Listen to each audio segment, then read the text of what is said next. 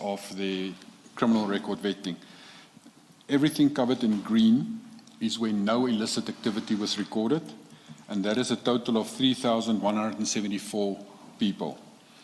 The ones colored in a light beige color is the southern region who has submitted late because of their large volumes, and they've already submitted 102 SAPs, but we haven't received the results of that 102 yet back. And then there's a group of illicit activity in a dark red, which is 275 officers that have illicit activity recorded, and then the 211 is still outstanding, which gives us a total of 3,762 at that stage. Under the dark red... Sorry, Commissioner. In the red, that is where illicit activity has been identified, there's the total number, but then to the far right, there's another number. What does that signify?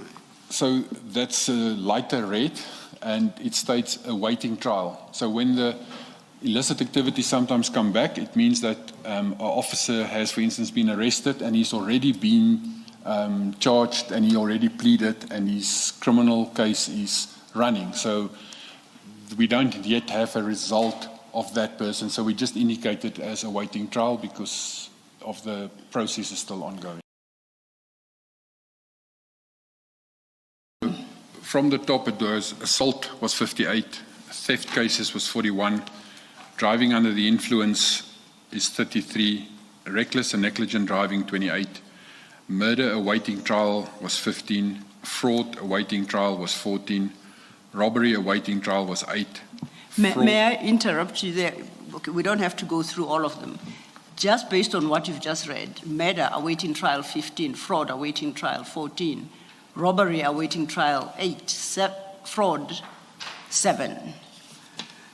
So effectively, these are members in the system who are awaiting trial or convicted for these crimes. With the exception of fraud, Ms. Except for the exception of fraud. Yes. The murder, there is already a little bit lower down. There is 4 officers that's been found guilty for murder as well. So there is 15 awaiting trial, meaning they haven't been found guilty yet. Their trial is still ongoing. But further down the list, there's 4 for murder. There's 4 for rape. There's 3 for robbery. So even though at the top there's a awaiting trial portion, there is officers that have been found guilty already that is in the service with criminal records. Very serious criminal records. That conclusion, while it speaks to Brigadier Mkwanazi, it would be fair from your evidence to say, in fact, his whole specialized services unit that had refused to be vetted as at the time of your departure, to your knowledge, none of them had been vetted. Correct, Commissioner. For criminal records, there's not a single person. As well as this negative recommendation was actually served on the then mayor in Mkwanazi, and nothing has been done with this, and this is where the matter is. So I know that this was served and nothing was done with this matter at all, and no feedback was given to IPID at all.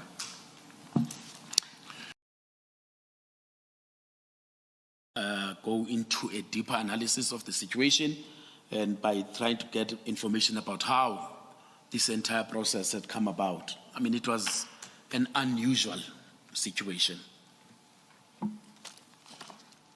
In the course, please continue. Yeah, so also they also indicated that because there is this memo that Jeff Wicks had also given them that they were not aware of, and therefore they checked with Brigadier Mkwanazi, and he had provided them with an operational plan on about the 8th of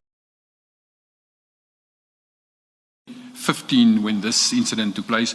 We only discovered it in 2024. This is a group of rogue civilians that reported to Singh and Mkwanazi. They had posted. So initially they approached the chief's office, which was Chief Mapie, and they ask that they want to come to him, they want jobs because they've been offered jobs and they want their as wardens.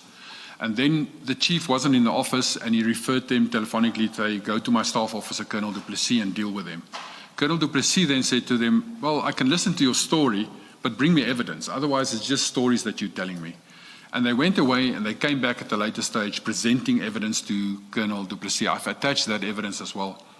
These officers, or not officers, these civilians were working together with Singh and Mkwanazi, signing on in our occurrence books, coming on duty. They were working, they showed pictures and newspaper clippings where they were in council as Sergeant of Arms. Sergeant of Arms is there's not supposed to go into council. It's like Parliament, firearms or police officers may not enter. There's a group of security which is called Sergeant at Arms, which manage the security within the councillors if there's a ruction between politicians or councillors that deal with it. They showed us pictures that they included to say that here they are in uniform, which is a white shirt, black tie and black pants, in council as Sergeant of Arms. But they've never been employed by us.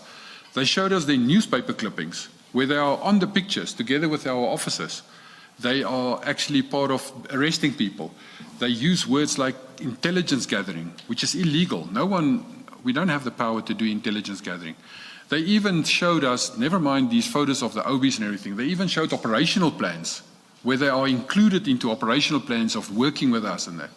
And their claim, what they then state with all of this evidence, is that some of them have been employed as wardens, but this group have not been employed and they're upset because they haven't been employed. So we state to them, well, it's the first time we hear about it. It's the first time we have evidence about it. We will elevate it then to the Chief of Police and that we can deal with it and answer you formally. Colonel Du Plessis then went ahead and he prepared a draft letter to corporate legal on behalf of the Chief of Police, because he's still the staff officer, even though Chief Mappier is not there. He's still the staff officer to the Chief's office. He then prepared this and he submitted all this evidence together with this draft letter to Commissioner Mkwanazi's office, because he's the acting Chief of Police. And we didn't hear anything thereafter again. The group of officers, or these people, came at a later stage back to us and say, well, we're not helping them, we're not assisting them. They're now going to the public protector. They did go to the public protector, and then we just heard that the public protector didn't entertain them because the public protector gave them a reason that it's out of timeline, because the public protector can only deal with up to 3 years matters, and this already took place in 2015. So it's 100% rogue process where this Singh and Mkwanazi was involved with at that stage, where they actually made use of private individuals to assist them in this process.